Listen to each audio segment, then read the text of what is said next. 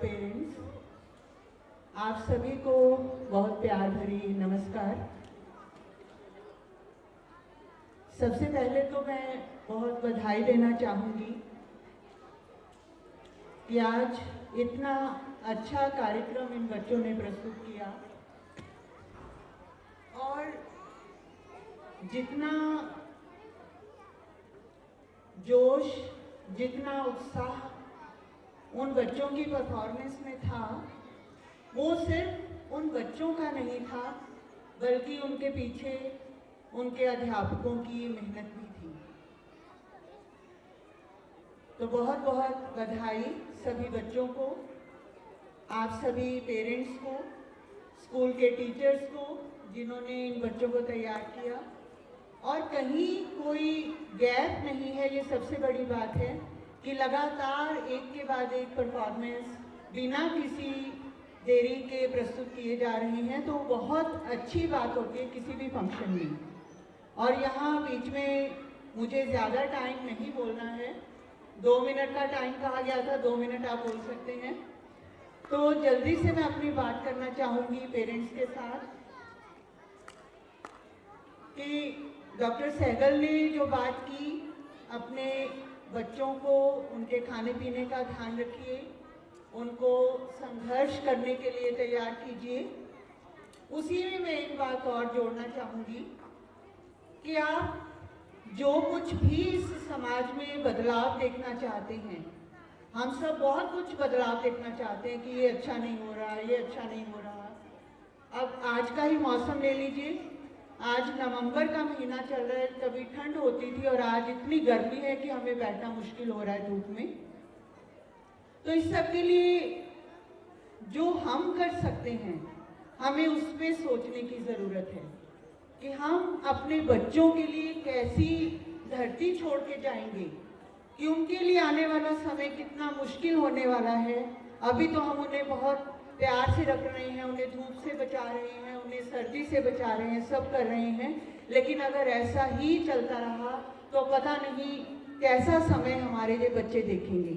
लेकिन मैं यहाँ महात्मा गांधी जी की एक बात को कहना चाहती हूँ कि उन्होंने एक बात कही थी कि आप जो कुछ भी बदलाव देखना चाहते हो वो अपने अंदर ले आओ।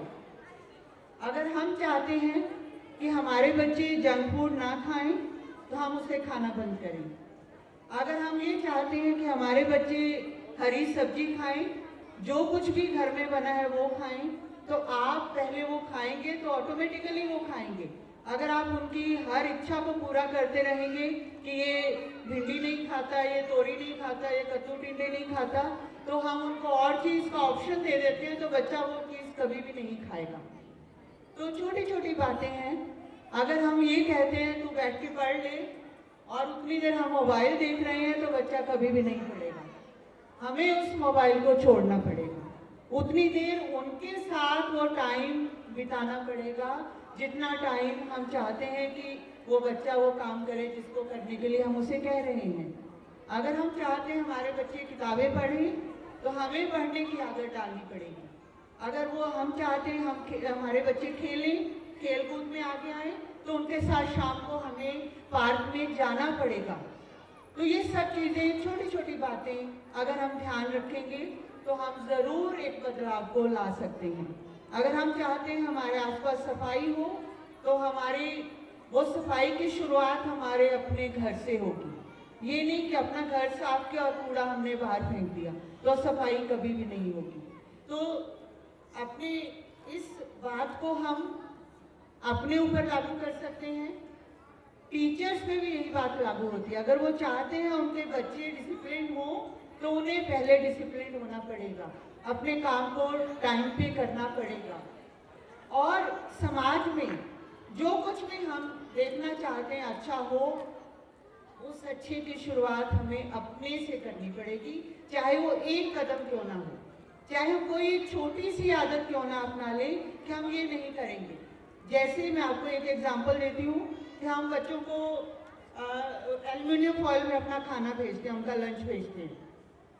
अब उस एल्युमिनियम फॉइल में और ये पेपर नैपकिन जितने यूज़ होते हैं उसमें कितने पेड़ कटते हैं, कितना उसमें मशीनरी लगती है, कितना कुछ लगता है, तो उसको बचाने के लिए अगर हम कपड़े के नैपकिन यूज़ करें जिसे हम बार बार धो सकते हैं, घर में अगर गेस्ट आते हैं तो उनके लिए हम वो चीज़ कर सकते हैं कि कपड़े के नैपकिन रखें बजाय इसके कि हम उनको पेपर के नैपकिन दें।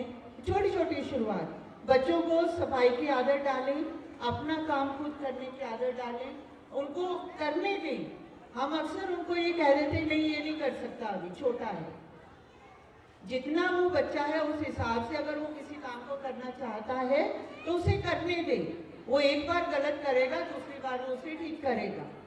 आप उसका सहारा बनिए, उसको एक हौसला दीजिए ताकि वो उस काम को कर पाए। तो ज़्यादा कुछ मैं नहीं कहूँगी, सिर्फ एक छोटा सा आश्वासन आप सबसे चाहती हूँ कि आप जो भी बदलाव इस समाज में, इस वातावरण में देखना चाहते हैं, उसकी शुरुआत प्लीज़ अपने से कीजिए। सिर्फ बातें करने से नहीं होगा। जब सिर्फ बातें करते रहें कि ये अच्छा नहीं हो रहा, वो अच्छा नहीं हो रहा, इस सब के बदले हम ये कोशिश करें कि हम अपने स्तर पर उस काम को शुरू करें। तो एक बार फिर मैं सभी को बधाई देना चाहूँगी, स्कूल की मैनेजमेंट को, प्रिंसिपल मैम को, टीचर्स को, कि उन्होंने बहुत अच्छा फंक्शन ऑर्गेनाइज किया। बच्चों की परफॉर्मेंसेस किसी भी तरह से किसी बड़े स्कूल से कम नहीं है और मैं आशा करती हूँ कि आगे आने वाले समय में स्कूल और तरक्की करेगा। और एक और बात, आज का थीम था रेनबो।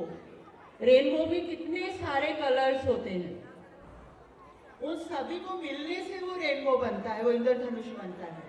तो आपके बच्चे में भी जो क्वालिटीज़ हैं उन क्वालिटीज़ को पहचानिए। आप उनके सपने, नर्चरिंग ड्रीम्स आज का थीम है इस फंक्शन का, उनके सपनों को आप पोषण दीजिए, उनको सुविधाएं दीजिए, लेकिन अपने